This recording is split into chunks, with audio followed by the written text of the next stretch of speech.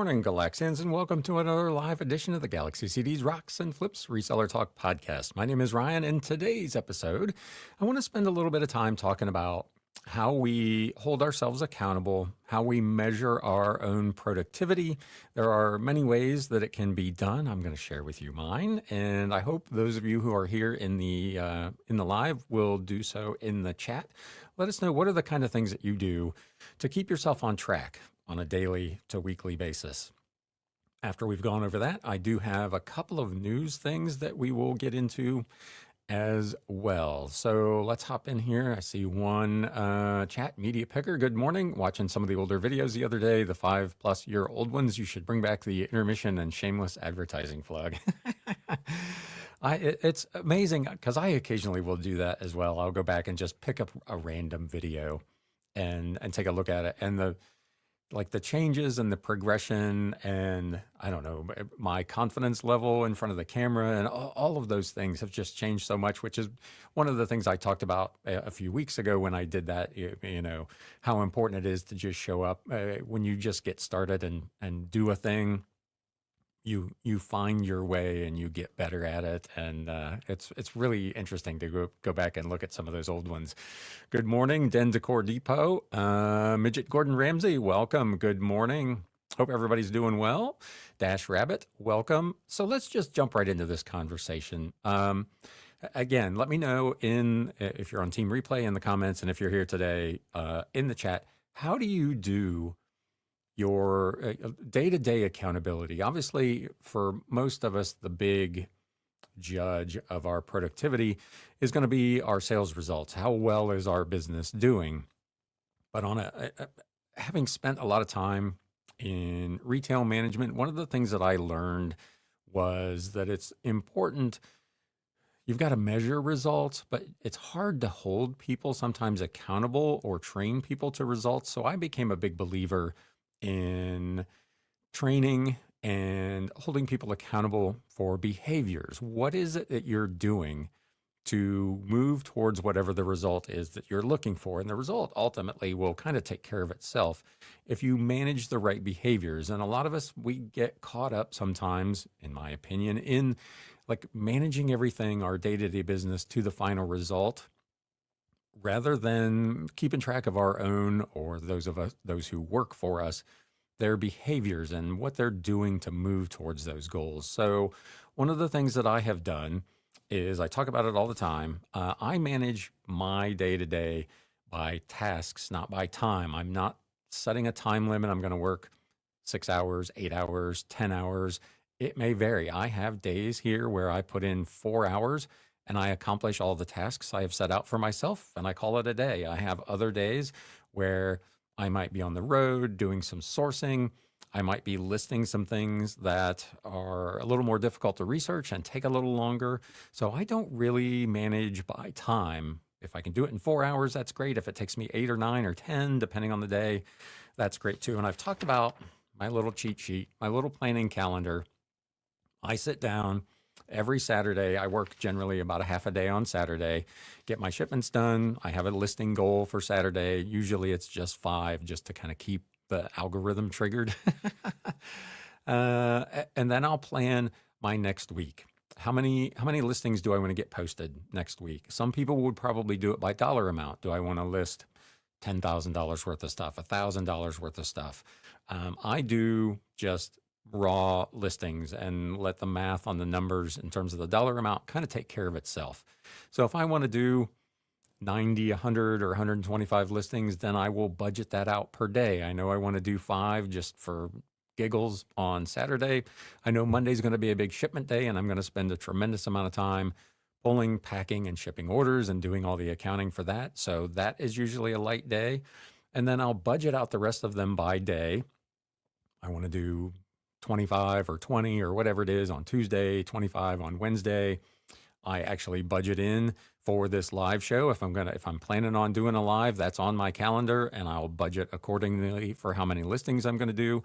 And those kind of things help keep me on track. Putting these little tick marks down here as I go through my listings keeps me accountable to my own goals, which helps me achieve longer term what I want to do with my business. Now, I do kind of have the advantage of I'm coming up on 7 years now.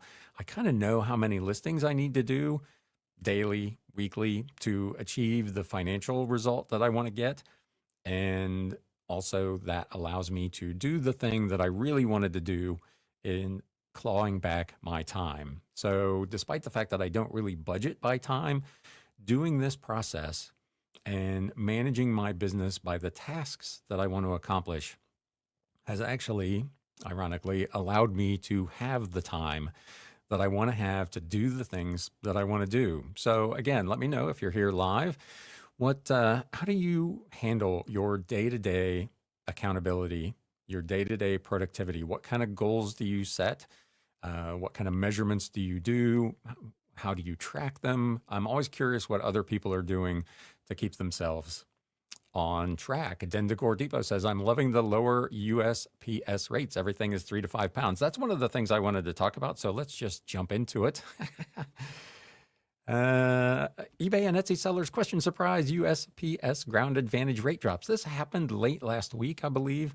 And it is official. These I found I had a couple of them this morning.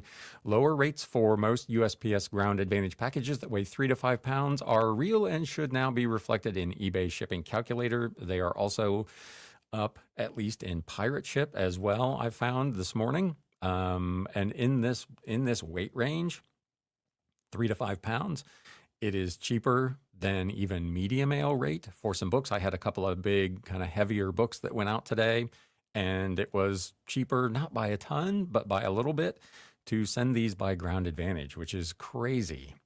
Great news. eBay said USPS pricing has been updated and you will see lower ground advantage rates for most 3 to 5 pound shipments. These rates are available now when purchasing the labels on eBay. And again, it is true on Pirate Ship and I assume all of the other shipping services as well. It's important to note that the ground advantage rates are calculated by the pound and they do round up for anything over a whole number. So 1 pound, 1 ounce and 1 pound, 15 ounce are essentially the same. They're 2 pounds. That rate is higher, oddly, than the 3 to 5 pound rate. So I'm not quite sure what this is about. Pirate Ship, for their part, said that they were happy to report that this price difference that you are seeing is related to a temporary rate change that they put into place on June 22nd that is decreasing the price of ground advantage weight-based packages in that range by an average of 36%. No explanation that I can find if you have found it anywhere online why they have done this, but that is a huge, huge savings for anybody who is shipping by ground advantage. So yes, everyone is loving that, I would assume. Media Picker says, for productivity, I go by the number of listings. Use your book. I do. Shameless plug. Speaking of, in my description, there is a link to my Amazon print on demand shop where I do have like journals and planners that you could use if you wanted a manual cheat sheet. I just print my PDFs that I use to make those books out rather than using one of the books, but that kind of help keep you on track. So if you want one of those, they're cheap, super cheap. They're like $7 plus shipping or something like that. But he uses that book to keep track of everything. Also have a stockpile of drafts in case there are days I can't do some listings, so I can still get them up. A lot of people do that as well. They'll pre-photograph and pre-do some draft listings. So on a day where something random comes up that they're not able to actually sit down and do the listings that they want to do, they've got some kind of in the bank that they can do. That's a really good idea. Midget Gordon Ramsay says, I have so many things going on. I have to schedule time slots. I run a couple of different small home-based ventures, and I live a full-on ADHD life. And that's, I've talked about with my little planning calendar here. If I have, I've mentioned I have another YouTube channel for my cycling. If I want to go out to a new trail and I want to do a video, I will put that on my planner so that I know on this particular day, I'm only going to have whatever, half the time I normally do because I'm going to be on the road shooting a video for that channel. If I want to make sure I'm available to do something else, all of that stuff goes on my calendar so that I've got those things budgeted out. And again, it's all kind of by task, not necessarily by time, so that I'm able to stay on track. Miss Lachey, good morning. Let us know how you keep yourself accountable on your productivity as well. Let's go back here into the news. We've still got a couple of things that I did want to go over. Sorry, as I jump around here. Let's see what we've got next here. Mercari made an interesting announcement last week. This was over on Value Added Resource. They're opening up their Japan marketplace to US buyers with a new global app. So this is separate from the Japanese section of the existing US Mercari app. For my part, I find that confusing. Mercari is bringing its standalone Mercari global app to the US, giving American buyers a dedicated way to shop items listed on Mercari and Mercari shops in Japan. So US goods will not appear on this site. The new app is separate again from the existing Mercari US marketplace, which will continue to operate as a domestic buying and selling platform. They say the global app is designed to reduce the friction that has traditionally made shopping from Japanese marketplaces more complicated for overseas buyers, including language barriers, currency conversion, payment processing, customs, and so on. It initially rolled out to Taiwan and Hong Kong late last year. The app includes real-time AI translation, local currency payments through domestic payment services, and access to products from Mercari, Mercari shops, and select partner inventory made available through the company's existing partnership with Beano's, which is also who does the Japanese piece of the US Mercari app. I have, to be fair, I've not really paid much attention, but I haven't seen when they first announced that in Mercari US, they were really hyping it, and I've not seen much on it. To be honest, I don't know if it's even actually still available, but that was something that you could do. You could search for Japanese goods through this Beano's partnership on the US Mercari app. They're also partnering with Zonos for cross-border commerce technology, including guaranteed landed cost calculations and compliance support that should allow U.S. shoppers to see duties, taxes, and other imported related fees at checkout instead of being surprised by additional charges at delivery.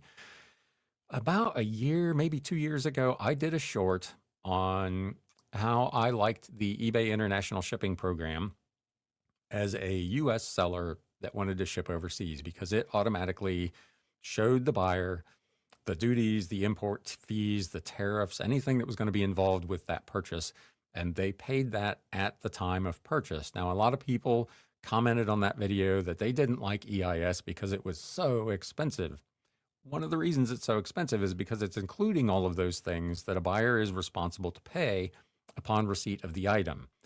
I've had a lot of people on that video ask the question about how things happen coming the other way. If I bought something from overseas, how are the duties handled? In this kind of instance, what Mercari is setting up through this, again, a third-party service, is that those fees will be collected at the time you make the purchase. So when the item shows up on your doorstep, there should be no additional charges. In a lot of cases, that is not happening on a lot of sites. I don't believe that eBay is currently doing that. So what's supposed to happen is that when the item is ready for final delivery, your local delivery postman will leave a notice in your box that you have an item available for pickup at whatever your local delivery office is that has extra duties, fees, or tariffs that need to be paid before the item can be released to you. It's a very cumbersome process. So anything like this that helps smooth that thing out will be helpful.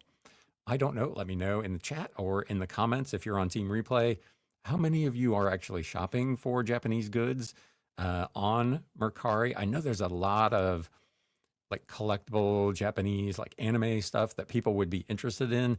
I'm just not sure how big this is going to be. The company says its Japan marketplace has reached more than 4 billion cumulative listings, creating a deep inventory base as Mercari tries to make Japan to US shopping more direct. The timing, Liz notes over at Value Added Resource, is especially interesting as Mercari US is finally starting to see results from turnaround efforts that began early last year. After years of losses, they reported their first full year profit just last year. So that's good news for Mercari. Let's hop back here into the chat. which has been busy as I've been rambling about this. Then, of course, as I start by packing, after I finish packing, I add my sales numbers to my spreadsheet to know my numbers, then it's list, customer service, etc. I do my best to add 10% more than I sold for the day. That's an interesting strategy. I don't, again, I'm looking at kind of a weekly number for that I break down by day, because the sales can be so weird. Like last week in my what sold video, I talked about on Monday alone, I sold 29 items. And then the rest of the week, Tuesday, Wednesday, and Thursday combined was only 26. So that for me is one of those things that it varies so wildly that I don't really use it as any kind of a gauge for what I want to list. I'm looking at over the course of a week, I kind of do the same thing. I'm going to consistently sell across all platforms anywhere from 100 to 125 items a week. So that's kind of my target for where I want to list. I am not currently in a position where I'm trying to over list to have additional listings go up more than I sold. I did that for obviously a very, very long time to get my store up to what I thought was a critical mass of listings for the category I'm in. Media, like I talk about all the time, for me is kind of a numbers game. The more listings you have, the more likely you are to have something that somebody might be looking for. So once I got into that 10 or 12,000 listing range, I kind of dialed it back a little bit. And if you've been following along for very long, you know there was a time I was doing 200 listings a week to kind of get to where I thought I needed the store listing quantity to be. And now I've kind of hit that equilibrium point. So I'm not budgeting to list more than I sell, but I'm trying to keep it fairly even. Ms. Lachey says, I'm an old school to-do list type. I also do time tasks using my phone alarm clock. Might not finish certain tasks, but something gets done. I know a lot of people that do that timing. They want to like schedule a break. They don't want to get so like laser focused on something that they forget to go get a snack or another cup of coffee or whatever it is. And that timing thing, I've talked about on my channel here. One of the things that I do because I do cross listing is I'll do 10 listings to eBay, which is my main listing platform. And when I get to that 10, then I take a break and I go and I do my cross listing. And that gives me a natural break point where I can catch my breath. My eyes aren't bugging out of my head from looking at my phone, trying to do listings on eBay on the mobile app. And that gives me that kind of built-in break. Having a timer is another way to kind of accomplish the same thing. I don't want to spend more than 45 minutes. I know there's like studies out that say you shouldn't spend more than X amount of time. If you know what that number is, let us know in the chat because I don't remember.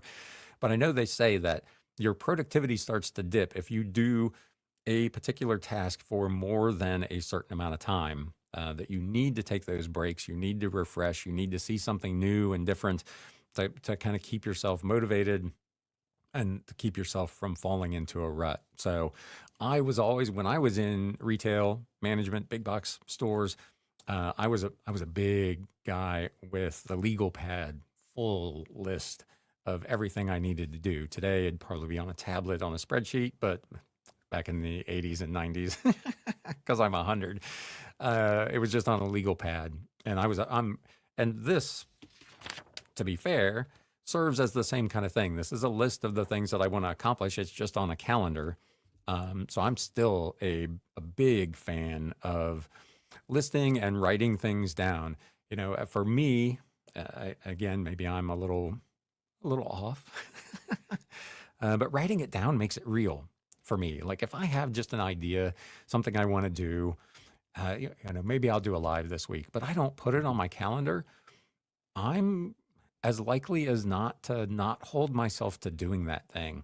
But if I do the physical act of writing it down, it makes it more, I don't know, more real, more important, more of a priority for me to do. I know there's a lot of studies actually right now about in the education field, how the use of electronics, tablets, phones, notebook computers has hurt the younger generation's ability to learn because there's something in the physical task of writing things down, like on a notebook or in a workbook, that helps with the learning process. So there's a lot to be said for an old school pen and paper and making out a list and writing things down for a great many reasons. Then Decor says, I do my best to keep dedicated working hours 8 to 5, and I'll take care of any customer service related things at any time. I'm kind of in the same. I try to get my day started usually by about 6:30 in the morning, so that in theory, by lunchtime, I could potentially be freed up to go do other things I want to do. In a lot of cases, I'll take that break and get a quick bite to eat, watch a little YouTube, and then come back down and spend another 45 minutes to an hour tying up some loose ends. And then, like you, if I get a message pretty much anytime, day or night, as long as I'm not asleep or out riding my bike, I try to answer those immediately. Etsy really likes when you do that. They give you a little great job. Customers like a fast response. Cozy Corner Treasures, good morning. Thanks for coming out. Please share with us how you hold yourself accountable for your daily tasks. Midget Gordon Ramsay, eBay International Shipping is top tier. I've had to fill out customs forms and look up customs codes for shipping international on Etsy, and it is a total pain. Yes, it is. Now you can ship the item. Etsy has a program, standard international shipping, where you can send the item to them and they will take care of the customs form and the putting the VAT number and all that stuff on the thing. I, like you, choose not to do that. I'm pretty fortunate. I sell basically in one category, so I know my whatever the numbers are that have to go into the customs form. So it hasn't been too terrible. And to be fair, I don't get, but maybe on Etsy, maybe 1 or 2 international orders a month. Not a ton over there. eBay, I get a bunch. It's 40, 50 a month through eBay International Shipping Program. So that program for me has been terrific. I know a lot of people, when it rolled out, were pretty skeptical. But it's been awesome. I've had 2 instances since it rolled out, since they made the change from the old global shipping program to the new program, where items for whatever reason went missing, didn't get delivered, or were damaged. And both of those, eBay, as they promised, handled them with the customer at no charge to me and with no negative feedback for the item not arriving or having gotten damaged in transit.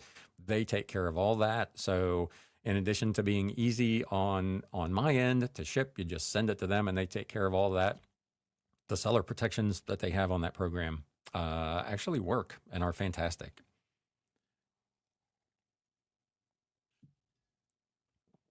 I'm still a little dehydrated. I did a big bike race yesterday and I'm still recovering. Den Decorus, most Saturdays. For me, it's usually not a big deal to do, and speed matters to how I run things. Same, I actually took, for years, I had Saturday on my eBay listings as a shipping day, which I did not have on Etsy. And I finally aligned those, and I took Saturday off of my eBay because they don't really consider it a business day unless you tell them that it's going to be a business day. So my settings are that I ship next business day, Monday through Friday. I still ship most Saturday mornings because in a lot of cases, I might have 10, 12, 15 orders from, midday Friday through early Saturday morning. And if I let those pile up in addition to the orders I get on Saturday and then on Sunday and then on early Monday morning, I may end up with 50, 60, 70 items to ship on Monday morning, and that's just a little more than I want to try to bite off. So I'll usually go ahead and ship first thing in the morning. There's a little donut shop that's kind of on the way to my warehouse, so I'll swing by there, get my Saturday morning donuts, and then head to the warehouse and pick up my stuff. Then Decor says the slow days, I definitely add more, but 10% is my minimum. And that's, again, like we have talked about over the last several weeks in these lives, knowing your business, knowing your numbers and what you want to accomplish allows you to do the kind of things he's talking about here, to know where you want to go, how you want to get there, how you want to accomplish what that is, and what kind of numbers you've got to do, whether it's in terms of listings or dollar amount, to make that happen, and then you can stick to it. So knowing those numbers is super important. And I feel like a lot of sellers sometimes don't don't dive into that data maybe as much as we should. We know roughly what we're selling, but we don't really dive in to the reporting. Some of us, to be fair, don't really keep track of much anything until tax time, which is always a problem. Callie Debs, good morning, everyone. Dash Rabbit says, my process is good. My follow through is a testament to failing up. After years as an analyst, I won't fail, but I'm still in chaos. When I occasionally will do these live videos from my listing station and on the other side of the basement, if you can see in the background, this looks great because it's just like a hanging banner, but it's chaos over there. I have got stacks of like shipping supplies. I have got stacks of like recycled cardboard. I've got my big stack of newsprint that I wrap things in. I've got stacks of things that I'm working on, that I'm researching, that I'm listing. So it looks like chaos, but it's organized chaos. I know what everything is and I know where everything is and I have my system. So for me, it's organized, but man, it looks a mess. It is a hot mess. But again, that goes back to knowing your personality and how you can live with bits of disorganization or chaos. Some people have to have everything, like everything has to be in a perfect place, in perfect order, and super, super neat. Others of us can live in varying levels of chaotic mess and still accomplish what we need to accomplish and not worry about what it might look like. I talked about like knowing myself. If I'm going to pull a listing and it's not in the box that eBay says it should be in, knowing how my brain works and how I listed items helps me to identify, okay, if it's supposed to be in B10 and it's not in B10, what are the other places that I may have put it? And was I running through a sequence where I did B9, B10, B11 all at once? So I will check those. Then I'll check other letters in my warehouse. Did I maybe put it in, hit a typo instead of B, I hit H or whatever the case may be. And the result of knowing myself well enough and having kind of done that introspection to know the kind of mistakes that I normally make has helped me pretty much be able to find anything that I have lost. Meaty Picker says, I love EIS. I don't get a ton, but do get a decent amount. Had a $65 CD go through there yesterday. Yep. And it's amazing sometimes what people will pay. Like I had a guy buy a $4.99 Doctor Who paperback and paid $20 odd in shipping to get it to England because it's a book that was printed in England. It must be fairly hard to find over there. I had one. It was listed on EIS and he paid whatever 4 times the amount in shipping that he paid for the item, but it was something that he wanted and I had it and I was in the program and I got the sale. So it's definitely worth doing.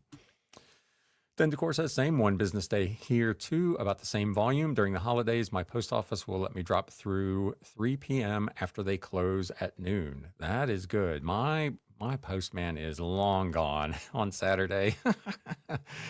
Noon rolls around, man, he's got the doors locked and he is out of there. But they're really great at my local post office. All the main guy who's usually there and all of his like temporary help and, part-time support staff, they're all fantastic. Anytime I have a question or an issue, they're super helpful. Really, I'm very lucky. And plus it's less than a mile from my house as well. Jeff Zenik, good morning. Interesting note, since Depop has gone to their free shipping promotion, I'm nearing $1,000 on there this month, and it's now hitting my number 2 platform in volume. That's awesome. It's interesting when these platforms run different kinds of specials and different promotions, how it impacts their business and, of course, ours. I don't know how they're subsidizing that and whether it's profitable for them. I would assume that it is, that the additional uptick in sales is sufficient to offset what they might be paying to generate shipping labels for those items. But that's fantastic. My big boost for the spring has been the print on demand stuff, which continues to do anywhere from 8 to 20 items a week at an average retail selling price of about $20. So that has been a big help for my business. Let's do, I think I have one more news article that we can get into here.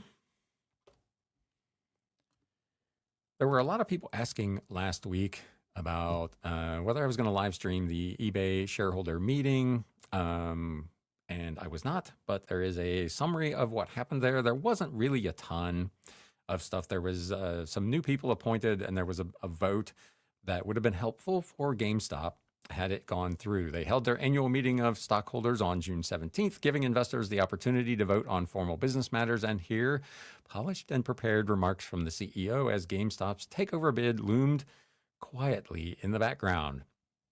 They did approve the election of 11 directors.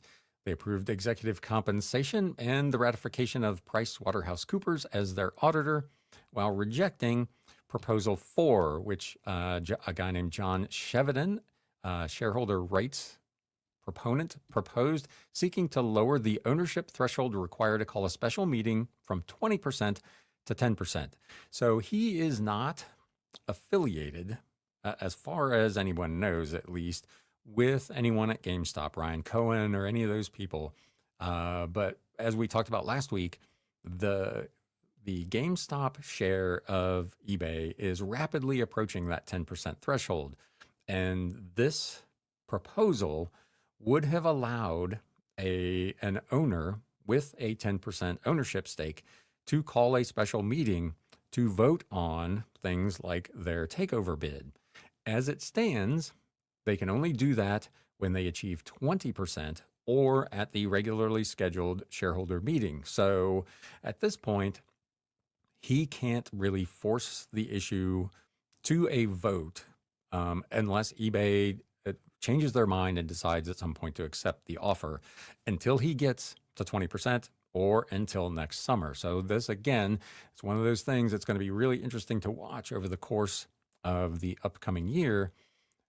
What do they continue to add to their holdings in eBay? Where do they stop? Do they stop, or do they just continue to acquire shares? The final tally showed 156,901,000 votes for and 210 million and change against, with about a million abstentions and 34 million broker non-votes. So that puts the support at about 42% of the votes cast for or against, down from 47% previously. That's a better outcome rather than eBay has had in prior years, but still not exactly a landslide.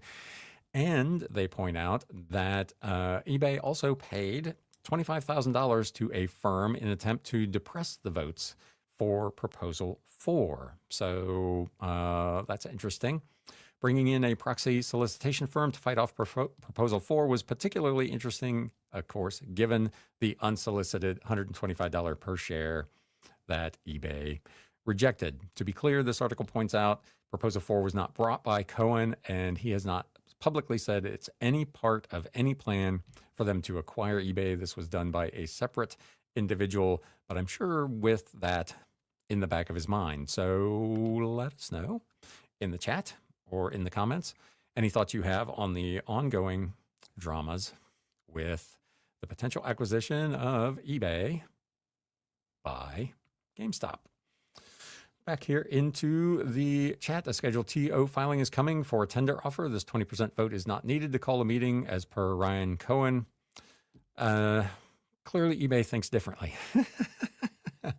because they have made a big effort to fight that thing off to avoid having that happen. I assume as he gets closer to 20%, he can make the offer again and maybe force their hand a bit, but it doesn't appear, at least from what eBay is saying in their shareholder meeting, that he can call a meeting until he reaches that number. So we'll have to wait and see. What else have we got, folks? How is everybody's business doing? Does anybody have big plans for the July 4th holiday? You running any specials, any sales?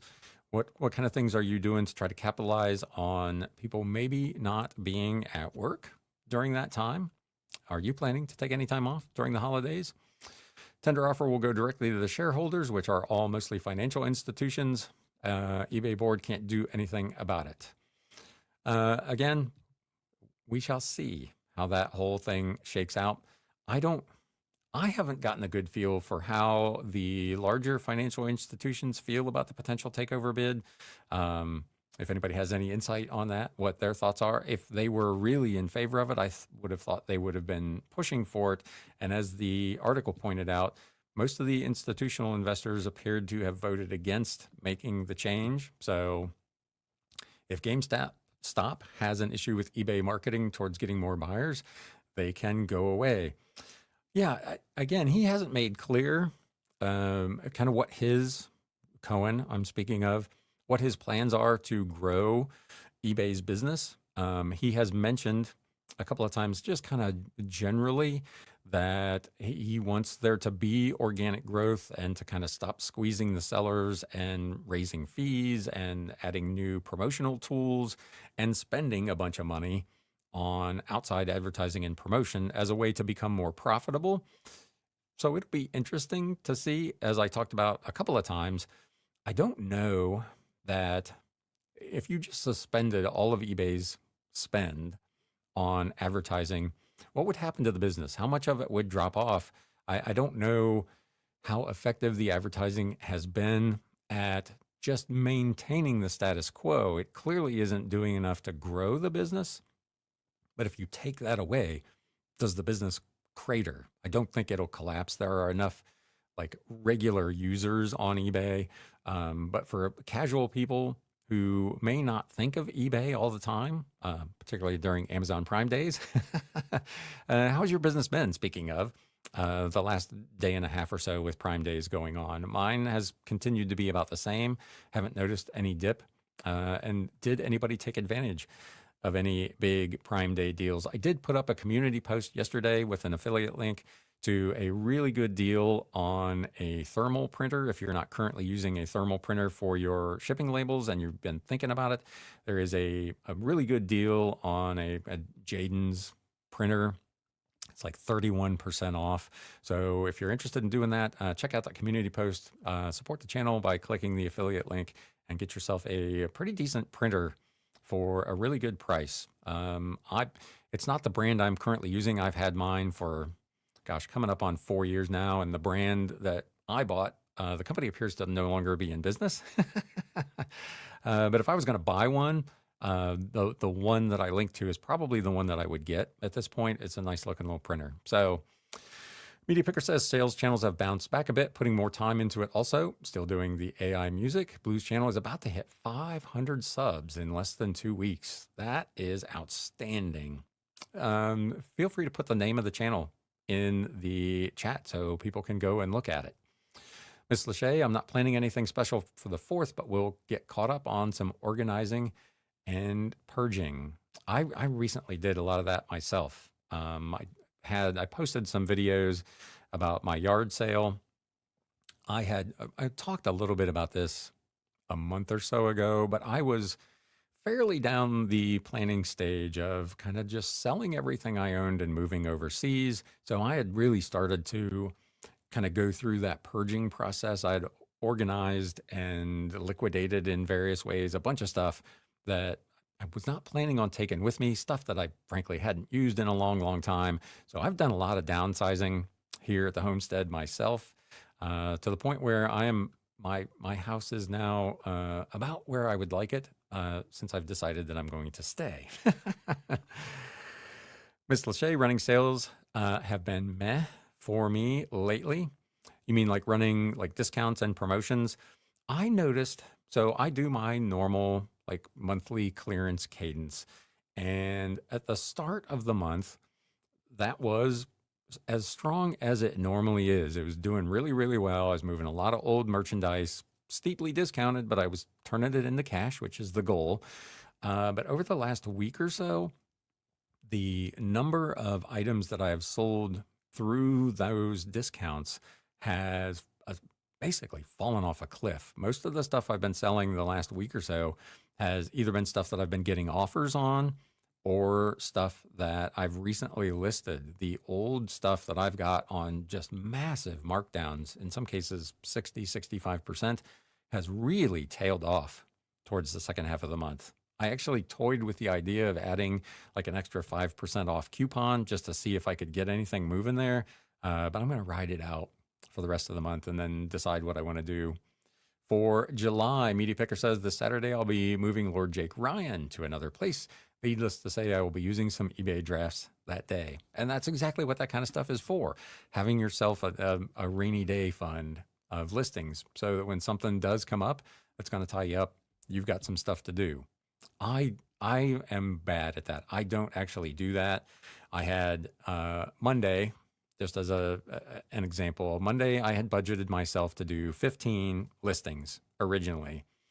And I've talked about, it's been a long time, but I used to work for a car dealership here, a dealer group in the greater Cincinnati area, and I'm still technically on their payroll as a dealer trade driver. So they need a car that's in Cleveland or Louisville, they'll send someone down to take a car down there to pick up the one that they need. That's something that I do kind of on the side part-time.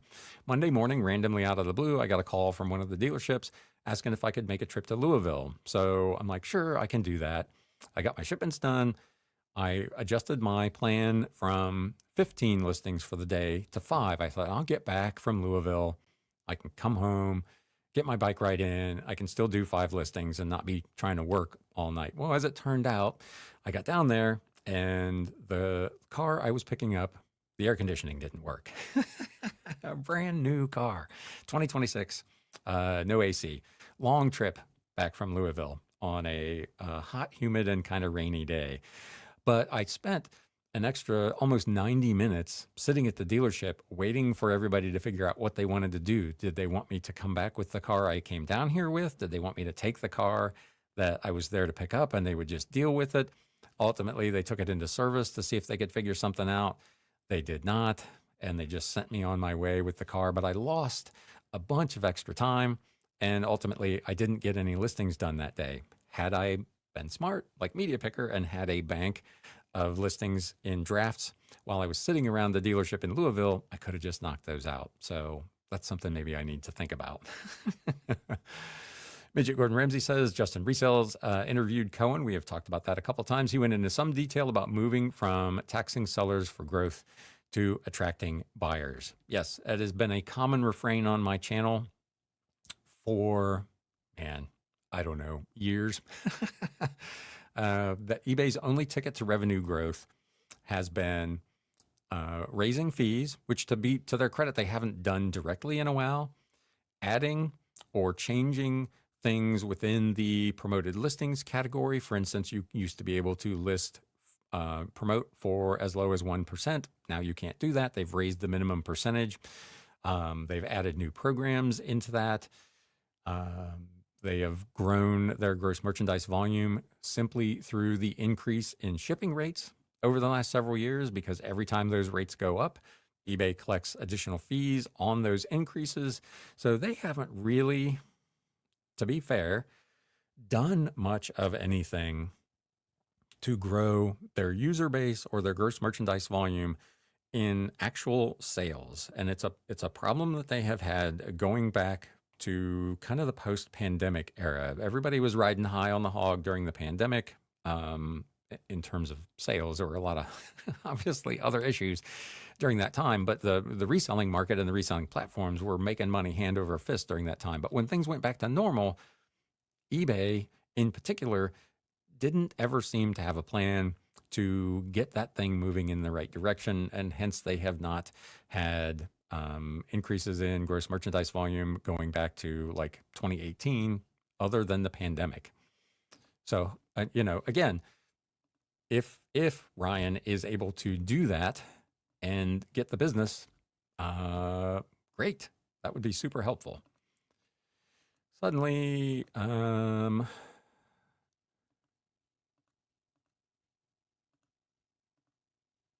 this is not working. I can't pull the comments up, so I'll just have to read them off of here. Dendicor Depot, there it goes.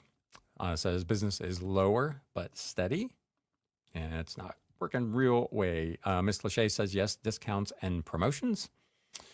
Ryan Cohen has said eBay's gross merchandise volume is down, active users down by 30 million. Operating earnings have dropped, operating expenses have risen significantly. Half of revenue equals break even. So yeah, as we kind of just enumerated, they have got a lot of issues. Cozy Corner Treasure says, getting ready to put my store on time away for vacation. Congratulations. That's awesome. I would love to go on vacation. I was just saying to myself yesterday, man, I really need a vacation. My daughter is visiting with family and taking everyone to the beach. Sales dropped off for me, and I'll be refreshed and rested when I return. eBay share buybacks give a false impression that eBay is doing well when in fact it's struggling. Yes, that is something that we've talked about pretty regularly, that every time they do their quarterly earnings report, they have bought back millions of shares of their own stock, which does artificially inflate how their business is doing. Recommerce Dave says, what changed your mind to staying? Family, to be fair. And they asked me at Father's Day if I'm comfortable with my decision or I'm regretting it. And I said, I regret it probably 4 times a week. But had I gone, I probably would have regretted that as well, for the very same reasons. So on balance, it was probably better for me to stay and be close to friends and family, as opposed to being clear on the other side of the planet and by myself starting over. There were some huge advantages to doing that, but in the end, it's the people that make the difference, at least in my life. And I just decided it was not in my best interest. Miss Lachey says, if you're here to support Ryan, hit the thumbs up button. Thank you very much. Again, one of those things I'm bad at. Asking for your help. Playroom says, I don't hold myself accountable. I just do what I want. What's the use of being free if you don't want to be free? Take that vacation. You could die tomorrow. It was one of the reasons I was looking, actually, at moving overseas. I'm like, do I want to spend the next, whatever, 10, 15, 20 years doing eBay? I mean, I can scale it back. And, when I get to a point where I can claim Social Security, I can make the math make sense. But is that how I want to spend the next 10, 15 years? And that really got me looking at early retirement options and where could I go? What could I do? What would it cost? What advantages and disadvantages? So there was definitely a lot there. And I've talked about it in the video a couple of weeks ago when I talked about measuring success, having that time on a day-to-day basis, in the end, actually has become more important for me than being able to take a week or 2 off and travel. I would like to go somewhere, maybe and do a long bike ride. I did a biking vacation about 6 years ago. That was really great. I went to Florida, spent the week just riding different trails down there. So that's the kind of thing that I might like to steal away, at least for a long weekend. But having that day-to-day freedom to get to lunchtime and say, you know what, I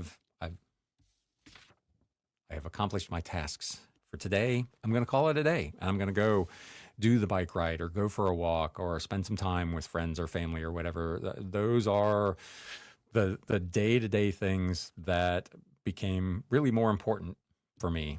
So that's kind of how I landed on reselling to begin with. Dash Rabbit says, oh, where were you thinking of going? I had plans. I actually had even started looking into apartments in the Philippines, around the old Clark Air Base. There's a huge cycling culture and community in that part of the country. And that was something that was kind of one of the things that I wanted to be able to do.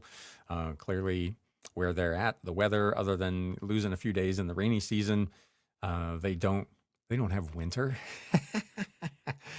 I am not a fan of winter. If I've not ever made that clear on the channel, I don't like being cold. Bring the heat. Like they're talking about I'm in the greater Cincinnati area. And next week, we're going to have some days with the heat index into the 100s. Bring it. I'm all about it. That's fine with me. These days where it's 10, 20, 30 degrees, that's for the birds. The city I was looking at, the area, the record low temperature as far back as records go was 54 degrees.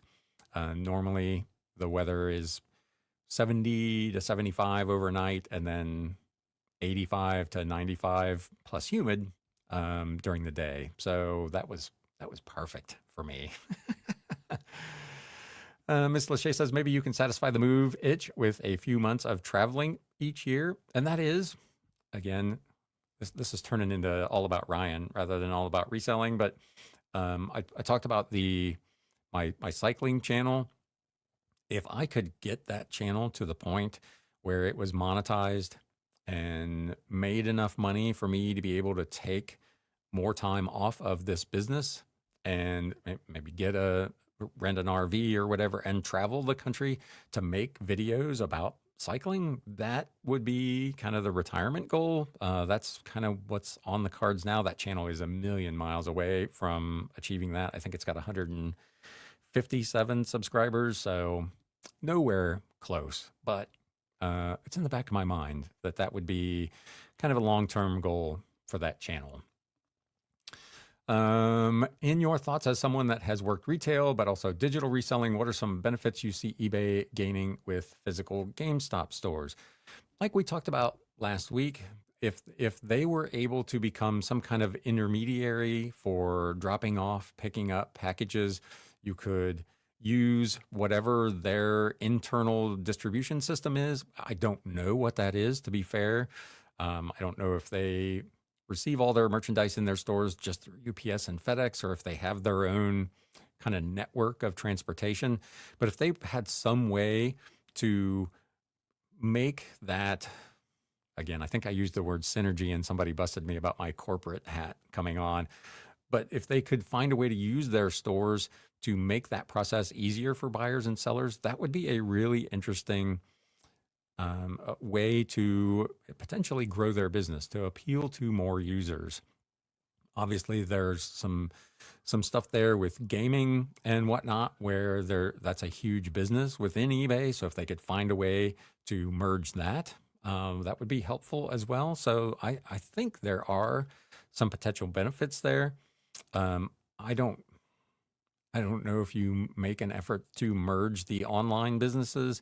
Obviously, there are some things that eBay does very well. There are some things that GameStop does very well. And if you can pick the best of both worlds and make something better there, those may all be good things as well. So it's not the worst proposal that I've ever heard. My only concern all along has been just from the discrepancy in the sizes of the business and the requirements that GameStop, the amount of money that they need to raise to be able to make it work seems difficult. So we'll see if they can overcome those hurdles. Dash Rabbit says, I hate the cold, thinking of splitting time between New York and Mexico. That was one. Mexico was on my radar. I had looked at Costa Rica, Portugal, bunch of different places. And for my part, ended up landing on the Philippines and then ended up landing on Hamilton, Ohio. Midget Gordon Ramsay says GameStop would be a great benefit for authentication and having online eBay stock being promoted and even sold and shipped to store. The authentication piece is interesting because I don't know what GameStop's store count is. I assume it is pretty huge. How do you pay for that? Can you train the normal GameStop employee to be an authenticator, or are they just a dropping off point? You're selling a pair of sneakers that you want to have authenticated, or a luxury handbag. If you're a luxury handbag seller, do you want to take an item into GameStop and drop it off? Are you comfortable with that? To have that then forwarded on to an authentication center where the authentication takes place, it certainly has the opportunity to, again, serve as a middleman to make those things easier, potentially save some money. You're not having to use FedEx to ship an item to the authenticator and then have it shipped ultimately to the end user. You can just drop it off at your local GameStop, assuming there's one near you. So a lot to work out there, but that is certainly something that I'm sure they're looking at. Considering. Cozy Corner Treasure says if GameStop could integrate their stores into eBay reselling, again, like authenticating, that would be a huge plus. Again, sorry, these are not showing up on screen. The StreamYard's having some issues. The click's not working.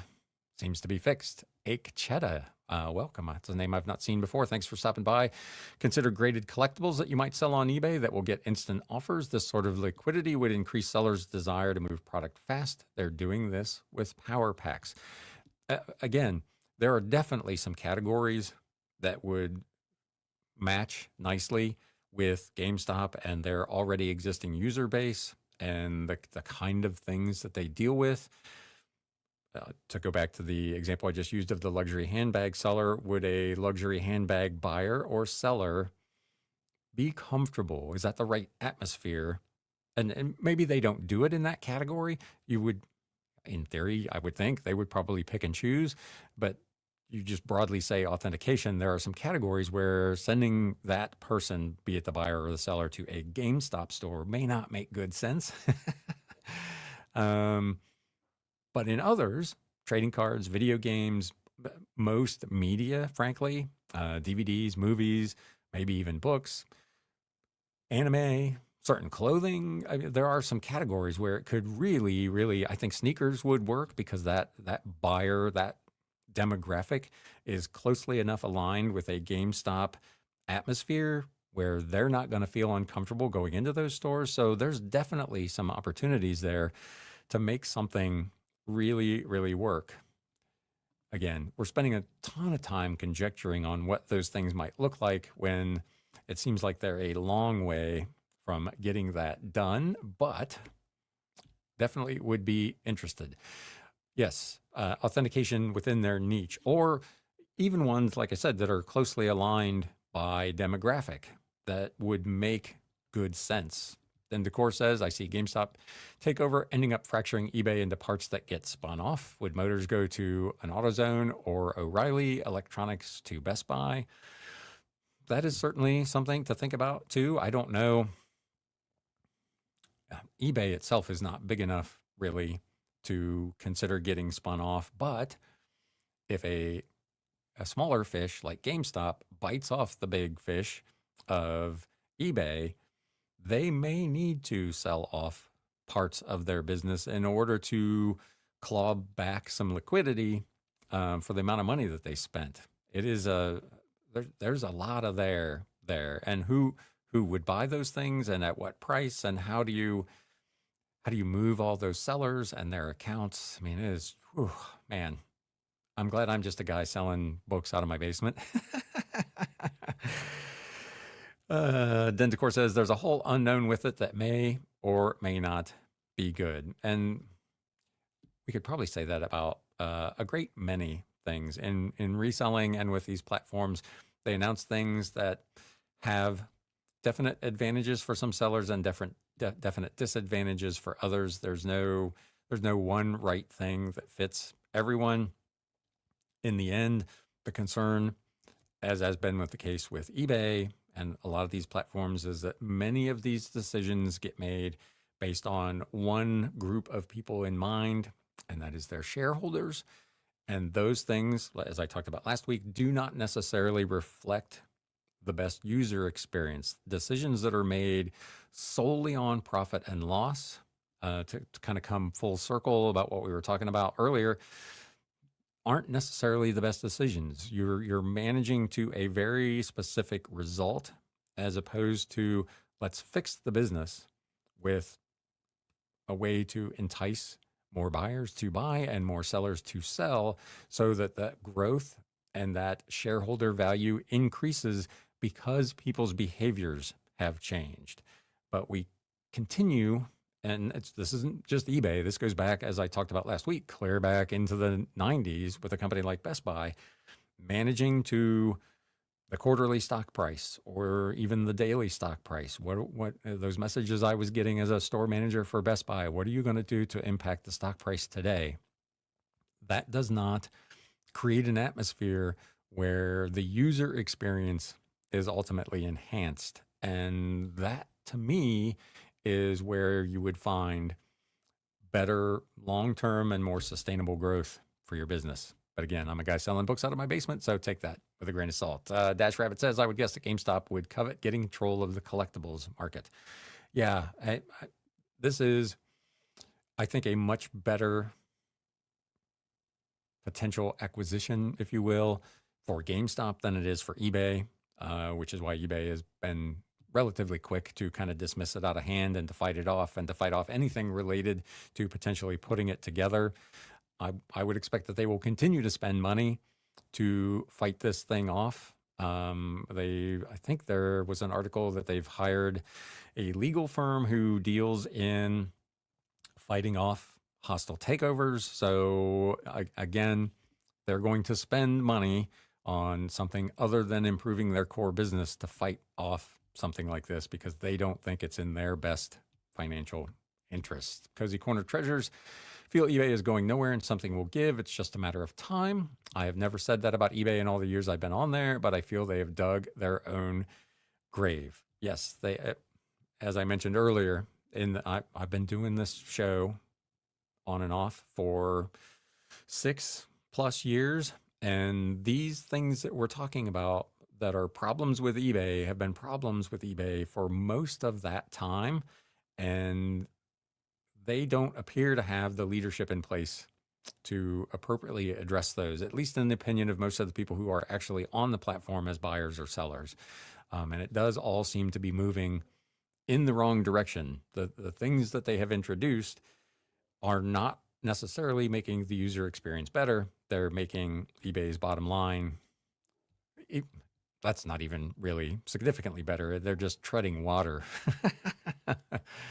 The eBay ship is very big and complicated. Retail stores would only be able to address a small niche of items. I agree. You're not going to ship automotive parts to a GameStop. So it clearly would not be everything. Den Decor says, thanks for the show. It is time to sell. Yes, we are at the 1 hour mark, which is where I like to keep these. Let's discuss Ryan's travel plans again. Yes, I'm actually going for a bike ride this afternoon. Just local. I'm not going anywhere. I'm just going to hop on the bike and do a 20 miler right here, kind of in the neighborhood. But Ikecheta, the Collectors Universe CEO, Nat Turner, who also owns PSA, sits on the board of GameStop. So yes, this is highly tactical and has big money behind funding the merger. There you go. This has been interesting to watch, and it will continue to be a fascinating watch as GameStop and potential partners continue to increase their share. Ryan Cohen created Chewy from a baby. He understands eBay's business better than any other CEO today. And he does appear to have a really good grasp on what he thinks the business should look like. And obviously he has been a miracle worker for GameStop. With that, my friends, it is time to wrap this thing up. Thank you, as always, for all of you who came out today to the live and shared your thoughts and opinions and suggestions with each other. I always appreciate that very much. Until next time, my friends, have a great day. If I don't see you next week, with it being a holiday, I may skip this next week. Have a great 4th of July holiday. And until next time, as always, it's time to sell. Thanks, guys.